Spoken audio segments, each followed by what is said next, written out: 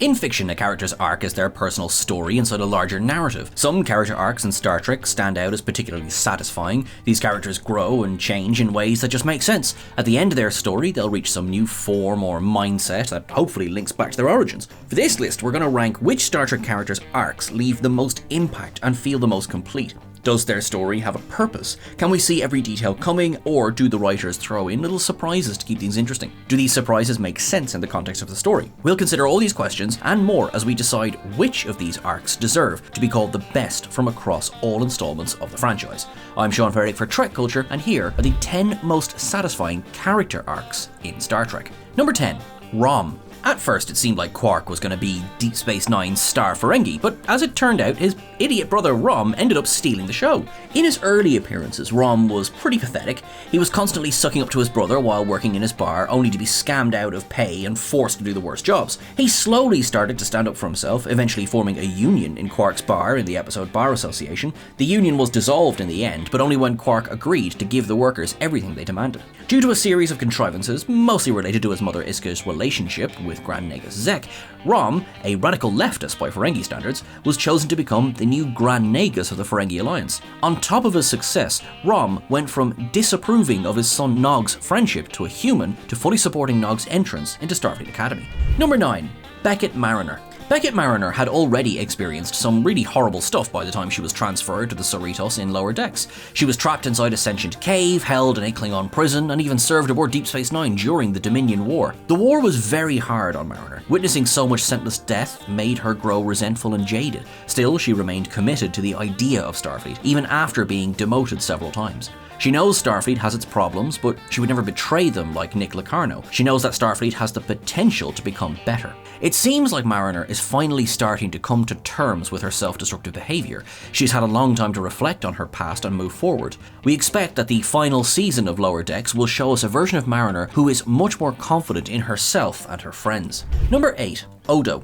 When we meet Odo in DS9's pilot, he's emotionally distant, clearly beaten down after years of living on the station under occupation. As he settled into a more friendly environment under Starfleet's command, he started to open up to people, especially Nerys, with whom he formed a strong relationship and came to love. Odo's loyalty was tested when the Dominion, led by his people, the Founders, declared war against the Alpha Quadrant. Throughout the whole conflict, Odo remained dedicated to his friends and assisted Starfleet with developing ways to detect changeling infiltrators. At the end of the series, Odo helped end the war by bringing his people the cure for the changeling virus created by Section 31 and staying on their world to share everything he learned while living with solid life forms. Number 7. Michael Burnham. The recent episode Face the Strange took us back through Discovery's past and really showed off how far Burnham's come since season 1. Her demeanour was much more Vulcan in the early seasons, and she had a stubbornness that led her to mutiny against her captain, an act that caused her to feel great shame. She genuinely didn't believe that she ever deserved to wear a uniform again. Burnham was later able to redeem herself by helping return Discovery to the Prime Universe at the end of the Klingon War. From there, she and her new crew saved Earth and the galaxy on several more occasions by defeating Control, solving the mystery of the Burn, working to rebuild the Federation, and stopping the DMA. Her ascent to the captaincy was a long process, but she earned it by learning from the mistakes of her past and working to improve her impulsiveness, a lesson she's now trying to teach her new first officer, Raynor. Number 6. Nog. Nog, Rom's son, was also expected to live a normal Ferengi life, but ended up accomplishing so much more. In DS9's first season, he was rude and couldn't read, but with the help of his friend Jake, and eventually his father, he quickly caught up on his studies until he was prepared to apply for Starfleet Academy. Ben Sisko originally disapproved of his son's relationship with Nog, just as Rom did, but watching how Nog worked to improve himself convinced the captain to endorse his application to the Academy. Ben's endorsement ended up being well deserved, as Nog assisted in numerous dangerous missions throughout the Dominion War, once even losing his leg in battle. His leg was replaced, but this experience left him with deep trauma that he hid in a holosuite program to escape from. This was a dark period in his life, but Nog soon returned to duty and received a promotion to Lieutenant Junior grade for his service. Number 5. Data. Data passed several milestones on his Pinocchio-like journey to become more human. He experimented with art, Q allowed him to laugh for the first time. When he got his emotion chip, he was finally able to feel joy as well as fear, and the whole range of human emotions. When he was taken captive by the Borg, he even got to feel the sensation of real skin. Data's story could have ended in a very lackluster way if it was left with his apparent death in Star Trek Nemesis. The first season of Picard thankfully gave us some needed closure with the character, who survived in a simulated afterlife using information recovered from B4. The simulation was brought to an end upon his request, so he could be allowed to pass away naturally. In the third season, however, Data was once again resurrected in a new golem body. This may have slightly negated the impact of Season 1's ending, but we're still happy to see Data's return and excited to see where his story goes from here. This version of the character is more human than ever before. Number 4. Jean-Luc Picard. Jean-Luc Picard's story has been explored more than perhaps any other character in Trek. Throughout the Next Generation, the Next Gen movies, and his own series, Star Trek Picard, he has explored his trauma, family life, and identity as an explorer. Since we were introduced to him, Picard was always a highly competent officer, but his arc saw him growing closer to his crew, forming bonds with them, becoming a kind of father figure to Wesley, and eventually joining the bridge crew for poker at the end of the Next Generation. Jean-Luc always stood up for what he believed in, and his transformation into a synthetic body at the end of Season 1 of Star Trek Picard can be seen as the culmination of his history of defending Data's right to be respected as a free individual. In Season 3, Picard met the son he never knew he had, which forced him to confront a family life he had tried to avoid most of his life. Number 3. Benjamin Sisko. Ben Sisko has a bit of an advantage on this list, seeing as his character arc was literally determined by the Prophets since his birth. He was destined to become the emissary of the Prophets, a role he initially rejected, but reluctantly grew to accept. When the wormhole was discovered and the Bajorans were reunited with their gods, Sisko became a key figure in their society.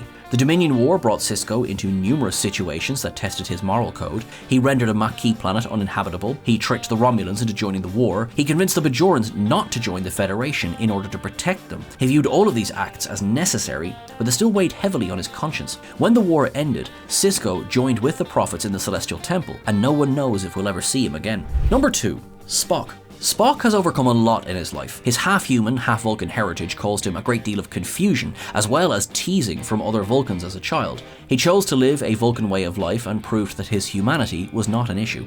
Along with his countless achievements throughout the original series and the original series films, Spock's legacy was defined by his work in reunifying the Vulcan and Romulan people. This mission of peace was cut short when Romulus was destroyed by a supernova and Nero and Spock were sent into the past. But the Discovery episode Unification Part 3 finally saw the completion of Spock's dream, with Vulcans and Romulans coexisting on the planet Vulcan, now named Ni'Var. In the 32nd century, Spock was remembered as a visionary before his time who saw the possibility of peace when few thought it could ever happen. Number 1. 7 of 9. Having been assimilated by the Borg at such a young age, 7 of 9 had a much harder path to reclaiming her individuality than ex-Borg who were only in the collective for a short time, like Captain Picard. When Voyager first separated her from the collective, 7 was openly hostile and tried to summon the Borg to retrieve her and assimilate the whole crew. As she spent more time getting to know other humans again, she became more comfortable.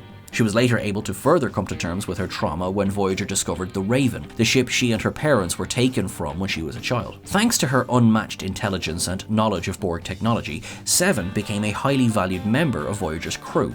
Her achievements included helping to build and manage the Astrometrics lab, developing technology for the Delta Flyer, and literally curing death with Borg nanoprobes. When Voyager encountered Borg children, she helped them adjust to life outside the collective just as she had done. Still, despite these achievements, when Voyager returned home, 7 was denied formal entrance into Starfleet due to her Borg history.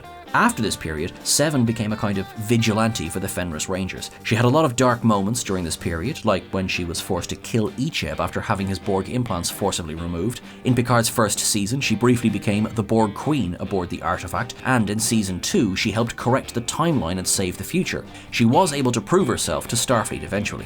She was finally commissioned into Starfleet as a commander aboard the Titan A, though she still faced discrimination due to her past as a drone. Still, she proved herself capable once again during the Changeling Borg incident and ascended to the captaincy of her new ship, now renamed to be Starfleet's new flagship, the Enterprise G. Seven has come so far, but it's clear her story is only just beginning, and we hope to see her and the crew of the Enterprise G again soon. Thank you so much for watching along, folks. You are awesome and you are wonderful. Thank you so much to the wonderful Marcia Fry, who wrote the article upon which this is based. You can read that article over on whatculture.com. I have been Sean Ferrick. Please follow me on all the various socials. Don't forget as well to follow TrekCulture on the various socials as well. You make sure that you live long and prosper till I talk to you again. Look after yourself, lead with kindness, lead with love, and I will see you soon, my friends. Thanks very much.